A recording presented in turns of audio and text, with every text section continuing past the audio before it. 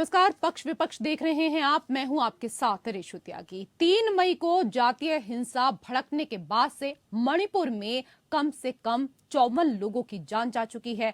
यहां तक कि मुख्यमंत्री एन बीरेन्द्र सिंह ने एक सर्वदलीय बैठक की और सुरक्षा कर्मियों के साथ एक वीडियो कॉन्फ्रेंस कर शांति और हिंसा को समाप्त करने के लिए अपील की है। वहीं हिंसा मामले को लेकर सुप्रीम कोर्ट में आज सुनवाई हुई। इस दौरान केंद्र और मणिपुर सरकार ने सुप्रीम कोर्ट को बताया कि राज्य में कल और आज कर्फ्यू में ढील दी गई है। दोनों ही दिन वहां हिंसा की कोई घटना नहीं हुई। केंद्र और मणिपुर सरकार की ओर से पेश सॉलिसिटर जनरल तुषार मेहता ने सुप्रीम कोर्ट को बताया कि सीएपीएफ के 35 जवान नियुक्त किए गए हैं। अर्धसैनिक और सेना भी तैनात है। पिछले 2 दिन से राज्य में कोई हिंसा नहीं हुई है। सामान्य स्थिति बहाल हो रही है। कोर्ट ने अगली सुनवाई की तारीख 17 मई तय की है।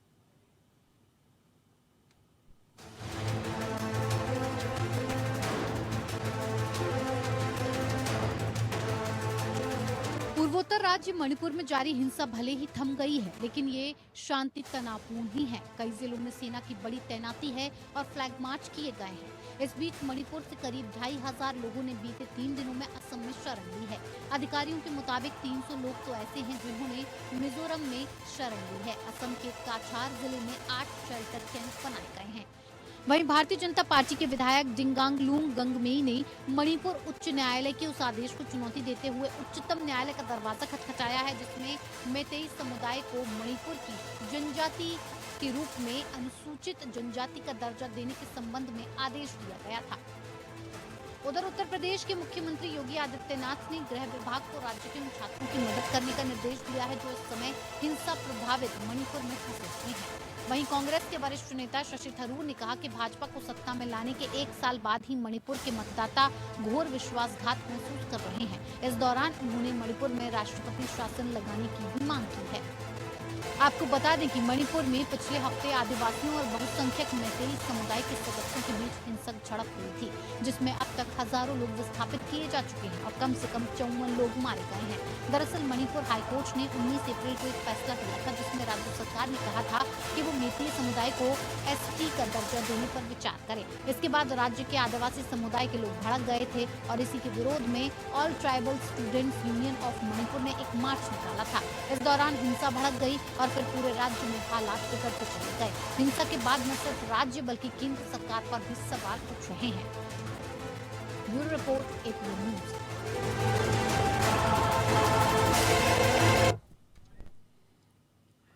तो मणिपुर में हो रही हिंसा तो अब थम गई है, लेकिन तनाव बरकरार है। इसके साथ ही जो शहर 3 दिन और 3 रात हिंसा की आग में झुलसते रहे हैं, वहां अब राख और कालिख मौजूद है। सबसे बुरी स्थिति उन शिविर में है जहां इस हालात से बचाए गए लोग तत्काल राहत के लिए लाए गए थे। आंखों में केवल एक ही सवाल है, आखिरकार हमारा क्या दोष था? तो मणिपुर के महासंग्राम को लेकर हम चर्चा करेंगे। चर्चा करने के लिए पैनल में 2 खास मेहमान इस वक्त हमारे साथ जुड़ चुके हैं। पहले उनका परिचय आपसे करा देते हैं। हमारे साथ मनोज पंडित, नेता बीजेपी, जुड़ चुके हैं। बहुत बहुत स्वागत है मनोज जी आपका। इसके साथ ही हमारे दूसरे खास मेहमान हैं कांग्रेस के नेता विजय कौशिक जी, आपका भी बहुत बहुत स्वागत है। मनोज जी, आपका कुछ समझ नहीं आ रहा है। आप एक और तो 65% से भी अधिक मैतेई समुदाय को जनजाति बनाने और पहाड़ों में भूमि खरीदने देने के पक्ष में रहे हैं। दूसरी ओर आपके विधायक हाईकोर्ट के फैसले के खिलाफ सुप्रीम कोर्ट में जा रहे हैं। हिंसा का दोष हाईकोर्ट के फैसले को दिया जा रहा है। आपका स्टैंड क्या है मणिपुर मामले में? नहीं विशु जी, रीजन क्या है कि जब तक वहाँ हिंसा खत्म नहीं होगी, जब तक चीजों को बहाल नहीं किया जा सकता। आप ही देखिए, जब से बीजेपी की सरकार वहाँ बनी है, चीजें हैं, तो हम लोग उसी चीज में लगे हैं कि सर्वदलीय बैठक करके, चीजें करके, समावेश बना के, और ये जो है हिंसा का दौर खत्म होना चाहिए। अब जो भी बाहर लोग वहाँ, जैसे यूपी के बच्चे वहाँ गए हैं शिक्षा ग्रहण करने और जो चीजें हैं, तो उन्हीं चीजों को लेके की चीजों को बढ़ाया जाए आगे। तो ये धीरे धीरे चीजें, वहाँ का माहौल तो आप देख ही रही है कि पहले कांग्रेस ने कितना खराब कर दिया। अब हम लोग धीरे धीरे उसको जो है पटरी पर लाने में लगे हुए। कैसे पटरी पर ला रहे हैं सर? कांग्रेस ने माहौल खराब करा। आप ये तो देखिए कि 54 लोगों की मौत हो चुकी है। हाँ, वही बिल्कुल। आप देखिए केंद्र सुरक्षा स्टेट के बाद हम लोगों ने केंद्र सरकार से भी सुरक्षा भेजी है वहाँ पे। हम्म। और जो गृह मंत्रालय लगातार उनके संपर्क में है। जो भी यहाँ से और चीजें चाहिए कि वो भी हम लोग प्रोवाइड कराएंगे ताकि वहाँ हिंसा रोकी जा सके। और उन लोगों के साथ बैठ के जो भी विचार विमर्श करके जो चीजों ठीक की जा सकती है उनकी कोशिश करें। अब आप लोग बैठक कर रहे हैं, अब सुरक्षा के इंतजामों की आप लगातार यहाँ पर बात कर रहे हैं, केंद्र सरकार को लेकर आप बात कर रहे हैं, लेकिन आप ये बताइए कि आप महासत्ताधारी हैं, आपके पास सुरक्षा को लेकर इनपुट रहे होंगे। भौगोलिक दृष्टि से इतने छोटे से भूभाग की कानून व्यवस्था आप लोग नहीं संभाल पाए? देखो रिशु जी, प्रॉब्लम क्या है कि ये जब तक समस्या का समाधान नहीं होगा तब तक चीजें चलती रहेंगी। अभी क्योंकि वहाँ के जो लोग, जो वहाँ पे लोकल नागरिक है वो नहीं है, जो बाहर से लोग आते हैं, जो घुसपैठिए टाइप के जो लोग हैं, वो चीज एक माहौल बिगाड़ने की कोशिश करते हैं वहाँ पे। तो कहीं ना कहीं जो राज्य के लोकल व्यक्ति हैं उनके साथ बैठ के चीजों को क्या इसका बेस्ट वे निकल सकता है उसी की तैयारी करनी होगी। ठीक है, इस पर प्रतिक्रिया ले लेते हैं। विजय कौशिक जी, आपने सुना ही होगा मनोज जी को, विचारों से सहमत हैं आप इनके? मुझे तो हंसी आ रही थी कि किस तरह की ओछी राजनीति को लेकर आए हैं भाजपा के लोग। आप ये देखिए, ये कह रहे हैं कि वहां पर कांग्रेस ने माहौल खराब किया था पहले, ये अब सुधार रहे हैं। अरे भाई, माहौल तो भाजपा की वहां सरकार है, भाजपा ने माहौल खराब किया है और भाजपा के कारण ही वहां पर ये दंगे भड़क रहे हैं। सबूत के तौर पर कहता हूँ कि अभी कर्नाटक में भाजपा ने जो विज्ञापन दिया है, आप उस विज्ञापनों को पढ़िए। उसमें कांग्रेस के ऊपर आरोप लगा रही है भाजपा कि भाई कांग्रेस तो जो है आरक्षण को खत्म करना चाहती है, लेकिन भाजपा जो है आरक्षण जो है देगी, सबको देगी आरक्षण, यानी कि पिछड़े वर्ग के लोगों को और उनको। तो ये आरक्षण की आज देश में लगा कौन रहा है? भारतीय जनता पार्टी लगा रही है। और फिर आप ये देखिए कि जहां पर भाजपा की सरकार है, यानी कि मणिपुर में, वहां मोदी जी कितने दिन गए हैं। और कर्नाटक जहां पर भाजपा की सरकार थी और जहाँ चुनाव चल रहे हैं, वहां पर रोजाना रोड शो चल रहे हैं मोदी जी के। मोदी जी के पास फुर्सत है चुनाव लड़ने की कर्नाटक में, लेकिन मणिपुर में जहाँ आग लग रही है, लोग मर रहे हैं, वहाँ भाईचारे को बनाने की ना बिल्कुल फुर्सत नहीं है। देश की बेटियां जंतर मंतर पर बैठी हैं, पहलवान, उनसे बात करने की फुर्सत नहीं है, जबकि दावा करते हैं कि जी हम तो करोड़ों लोगों से मन की बात कर रहे हैं। तो देखिए, भाजपा केवल जातिवाद की राजनीति कर रही है, देश को बांटने की राजनीति कर रही है। और मणिपुर इसका एक जीता जागता उदाहरण है कि किस तरह से दो समुदायों के बीच में बात तो सही है, बात तो सही है। बड़े बड़े मंच से जब कर्नाटक में आप वादे कर सकते हैं, दावे कर सकते हैं तमाम, तो क्या जिस तरीके से हिंसा हो रही थी मणिपुर में, तो उसके लिए निवेदन नहीं कर सकते थे, अपील नहीं कर सकते थे क्या मनोज जी? नहीं, बिल्कुल, क्योंकि वहाँ के मुख्यमंत्री लगे हैं, पूरी व्यवस्था देख रहे हैं। अब देखिए, आप ये ऐसा नहीं है कि मुख्यमंत्री ये कहते हैं कि परिस्थिति उनसे बाहर, कंट्रोल से बाहर है और वो कंट्रोल में नहीं है। आप सर कंट्रोल में होती तो 54 लोगों की मौत नहीं होती, कंट्रोल में होती तो इतने लोग बेघर नहीं होते। 3000 से लोग ज्यादा जो लोग हैं वो पलायन कर चुके हैं। जानकारी है आपको इसकी? बिल्कुल जानकारी रितु जी, मैं बता दूं आपको कि स्थिति क्या है कि चीजों को कंट्रोल में करने में लगे हैं और केंद्र सुरक्षा बल वहाँ पे तैनात कर दिया गया है और सारे दलों के साथ मीटिंग की जा रही है, चीजें की जा रही है, इसमें कोई बात नहीं है, सारी चीजें स्पष्ट है। अब जहाँ पर चुनाव है, मेरे मित्र कहते हैं कि भाई ठीक है, आप चुनाव में टाइम, मुद्दे को मत भटकाइए, मैं मुद्दे को भटकाने नहीं दूंगी, आप मणिपुर पर ही रहिए, मणिपुर पर रहिए। सर विजय जी, मणिपुर हिंसा का मामला जटिल है। एक तरफ तो यह पहाड़ बनाम घाटी है, छोटे समूह को विशेषाधिकार और बड़े समूह को वंचना देने का विषय है। वहीं दूसरी ओर ये भी कहा जा सकता है कि मैतेई जनजाति के सियासी वर्चस्व से स्थितियां बदलने का प्रयास हो रहा है। इसको आप लोग किस तरीके से देखते हैं? बिल्कुल, हमारा मानना ये है कि जैसे सवाल विजय जी से जी, भाजपा कहती है डबल इंजन की सरकार, तो मणिपुर में जो केंद्र के नेता हैं वो भी बैठे होने चाहिए थे। अगर वहाँ कोई आग भड़क गई, दंगे भड़क गए, लोग मरने लगे, तो केंद्र की सरकार का क्या फर्ज था? अगर मोदी जी के पास, अमित शाह जी के पास या इनके केंद्रीय नेताओं के पास देश भर में घूमने का समय है, तो क्या मणिपुर नहीं जा सकते थे? पहली बात। दूसरी बात ये एक राजनीतिक समस्या है जिसको जनता की समस्या बनाकर दो समुदायों में झगड़ा करा दिया गया। अगर मान लीजिए मैती समुदाय के लोगों के दिमाग में कोई मतभेद था या दूसरे समुदाय के लोगों में मतभेद था, तो सरकार का फर्ज क्या था? सरकार का फर्ज था कि बिठाकर तुरंत बात करते, तुरंत निपटारा करते। ये एक दिन में हिंसा नहीं भड़की है, ये आपको समझना होगा। ये हिंसा के लिए बाकायदा एक टीम तैयार की गई, बाकायदा मार्च निकाले गए, बाकायदा प्रदर्शन हुए, उसके बाद हिंसा भड़की है। यानी कि सरकार आंखों पर पट्टी बांधकर सारा काम होने देती रही, एक जमीन तैयार होने देती रही कि दंगे भड़के।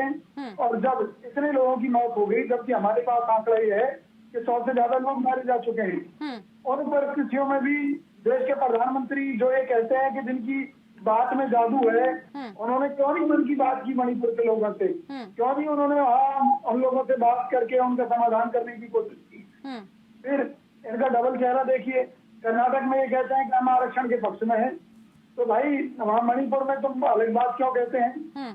तो सबसे बड़ी बात यह है कि जो 1 साल के अंदर इन्होंने जो रिजल्ट मणिपुर के अंदर दिया है, वो रिजल्ट कहीं पूरे देश का रिजल्ट ना बन जाए। बिल्कुल 1 साल के भीतर जिस तरीके से जो रिजल्ट आया है मनोज जी, ऐसी तो मणिपुर की जनता ने उम्मीद नहीं की होगी।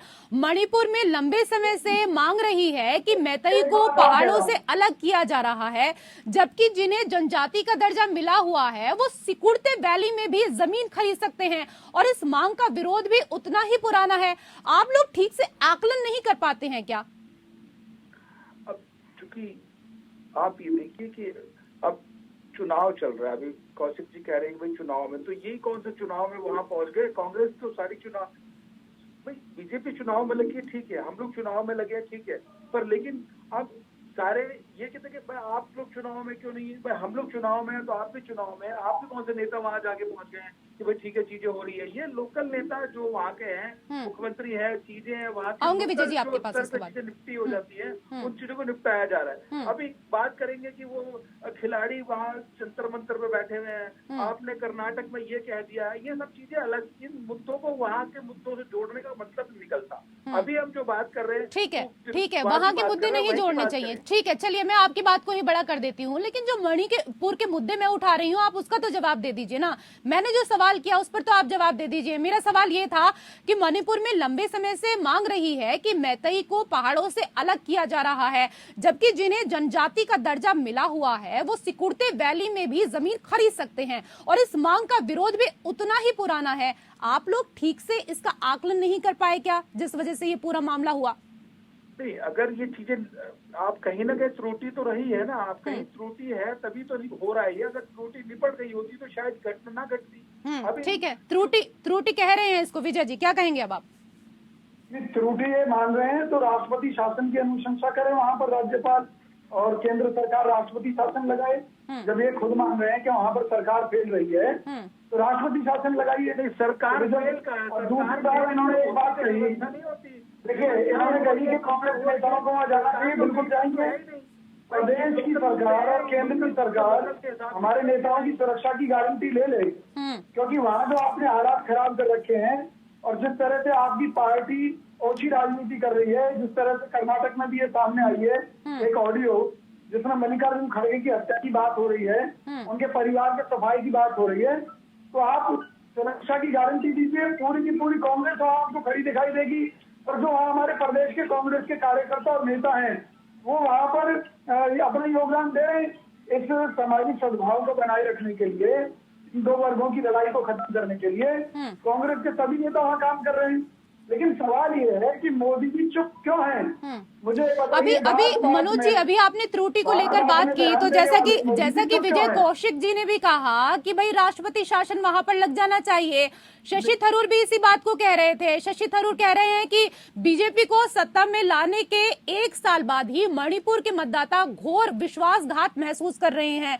वह तो मणिपुर में राष्ट्रपति शासन की मांग कर रहे हैं, आप इसको लेकर क्या कहेंगे आप?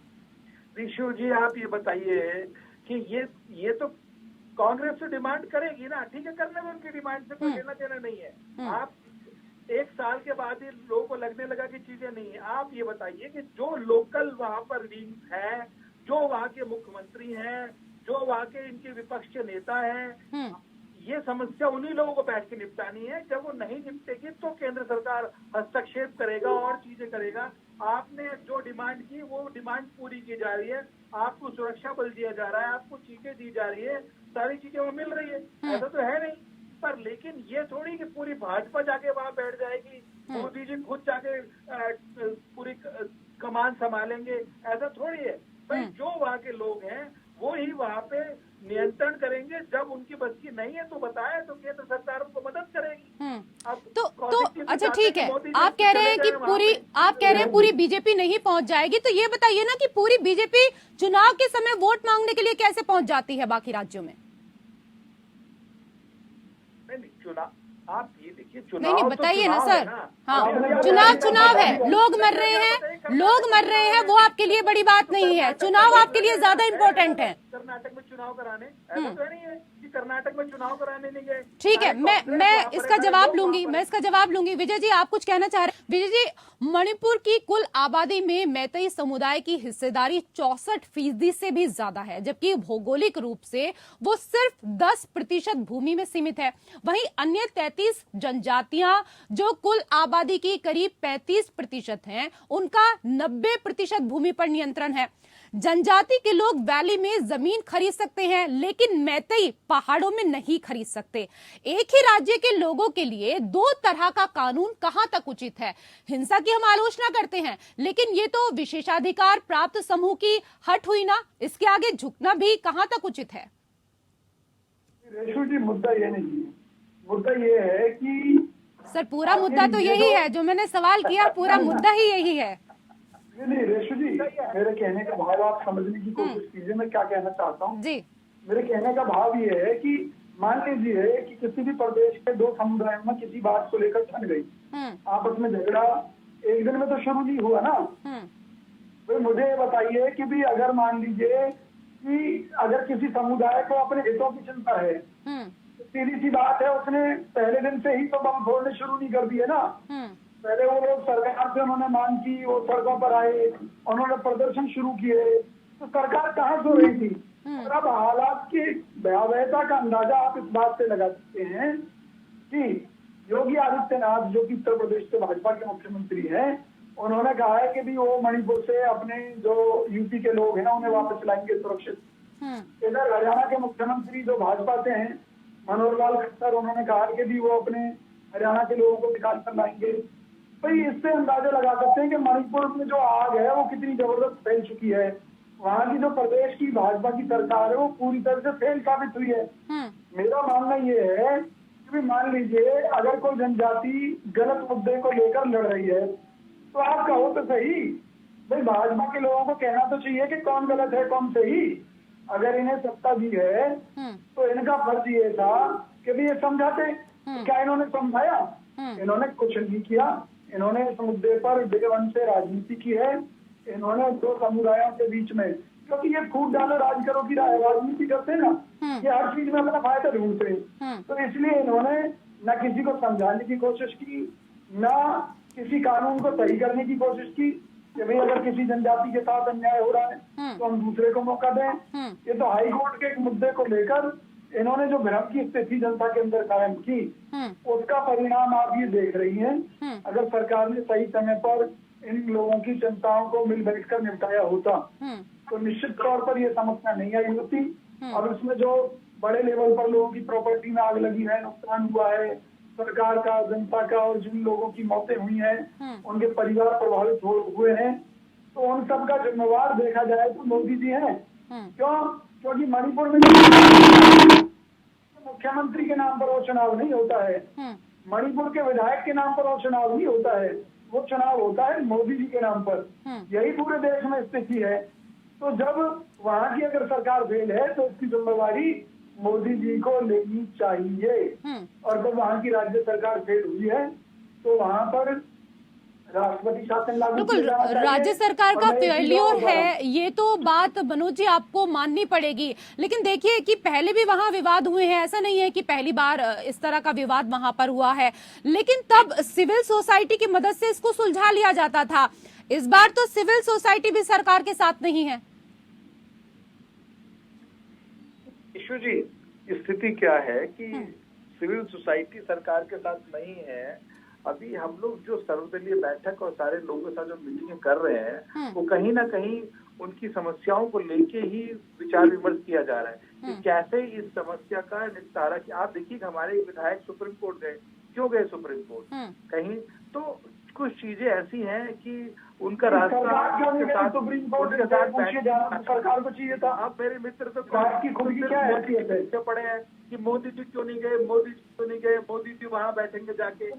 ये तो बताइए सरकार अगर आपके मुताबिक वहाँ की हाई कोर्ट ने कोई गलत निर्णय दिया है तो सरकार की तो जाएगी। ये सब चीजें नहीं है। आप ये बताइए ना, मुद्दा ही नहीं पता कि हम लोग बहस किस चीज पे कर रहे हैं, तो इसकी जानकारी तो होनी चाहिए। देखिए, पहली बात तो ये कि विजय कौशिक जी, कोर्ट की बात आपने यहाँ पर की, तो कोर्ट कभी भी कोई गलत निर्णय नहीं ले सकता है, इस बात को हम सभी जानते हैं। और कोर्ट का जो भी फैसला होता है वो सभी के लिए सर्वमान्य होता है। रेशु जी मेरी बात सुनिए, मैं क्या कह रहा हूँ। अगर मान लीजिए हाई कोर्ट ने कोई फैसला दिया है तो उसके आदेश सरकार को दिए जाते हैं। यानी कि अगर सरकार को उस चीज को लेकर ऐतराज है या उसके कारण राज्य की कानून व्यवस्था खराब हो सकती है या दंगे भड़क सकते हैं, तो उसकी अपील के लिए सरकार सुप्रीम कोर्ट जाती है हाई कोर्ट के निर्णय के खिलाफ। यहाँ पर यह कहते हैं कि भाजपा का एक विधायक सुप्रीम कोर्ट गया है। भाई अगर सरकार को परेशानी है या प्रदेश चल रहा है तो सरकार जाएगी ना। ये केवल ड्रामा कर रहे हैं। अभी भी इनकी कोई मंशा नहीं है कि वहाँ ये सामाजिक सद्भाव बने, क्योंकि ये इसका राजनीतिक लाभ लेना चाहती है भाजपा। इनको यहाँ केवल ड्रामा कर रही है। इनसे पूछिए कि जो हाई कोर्ट ने जो डिसीजन दिया था जिसे लागू करने की बात भाजपा की सरकार ने की, क्या सरकार का निर्णय सही था? इनसे पूछ लीजिए। अगर ये सही था तो इसका मतलब जो राज्य में हिंसा भड़की है उसकी जिम्मेदार भाजपा है। और जब हिंसा भड़क गई है तो अब भाजपा की सरकार का अगला कदम क्या होगा? जिस मुद्दे पर आप बात कर रहे हैं उस सवाल को मैं पहले ही पूछ चुकी हूँ मनोज जी से मैंने पूछा भी था कि आपका कुछ समझ नहीं आ रहा है। आप एक और तो 65% से अधिक मैतेई समुदाय को जनजाति बनाने और पहाड़ों में भूमि खरीदने देने के पक्ष में रहे हैं, दूसरी ओर आपके विधायक हाईकोर्ट के फैसले के खिलाफ सुप्रीम कोर्ट में जा रहे हैं। हिंसा का दोष हाईकोर्ट के फैसले को दिया जा रहा है और आपका क्या स्टैंड रहा है इस पूरे मणिपुर मामले में? तो ये सवाल मैं आपसे पूछ चुकी हैं लगातार, और इस पर जानकारी भी दी है मनोज जी ने। अपना जो पक्ष है वो भी यहाँ पर स्पष्ट किया है, क्योंकि मुझे पता है इन्होंने कोई जानकारी नहीं दी। इन्होंने सिर्फ घुमा फिरा कर बातें की हैं। अच्छा, सीधे बात कौन करता है? आप बताइए ना विजय जी, अगर आपसे कोई सवाल पूछा जाए तो सीधे आप भी कभी जानकारी नहीं देते, सीधे कोई बात नहीं करता है यहाँ पर। मैं तो सीधे आपको जानकारी दे रहा हूँ। सरकार की लापरवाही का नतीजा है कि जो मणिपुर सुलझ रहा है उसकी जिम्मेवारी सरकार को लेनी चाहिए। तो उन्होंने माना ना, उन्होंने कहा कि हमारी त्रुटि है, उन्होंने स्वीकार भी किया है उस चीज को। बहुत बहुत शुक्रिया आप दोनों खास मेहमानों का हमारे साथ इस चर्चा में जुड़ने के लिए। और इसी के साथ पक्ष विपक्ष में मेरे साथ फिलहाल इतना ही। नमस्कार।